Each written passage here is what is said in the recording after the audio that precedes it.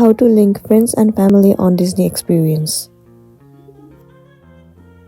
The very first thing you want to make sure that the application Disney Experience is already installed on your device. If not, you can easily get it from your App Store or the Play Store. Once that's been installed, open the app. Enter your login credentials and then sign in to your specific account. Once you have been signed in, it will land you on this home page. Now what you want to do is click on this 3 horizontal line at the bottom right corner and then head over to Family and Friends list. It will show you all the list of the people that you are friends on Disney Experience. Slide all the way to the top of the page. In order to link with more people, click on Add a Guest.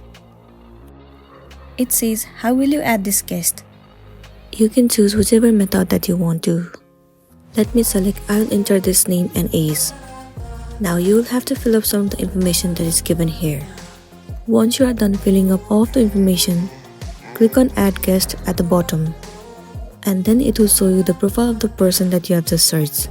After that, you'll be able to get linked with them and you'll be good to go. So that's it, and this is simply how you can link your friends and family on Disney Experience.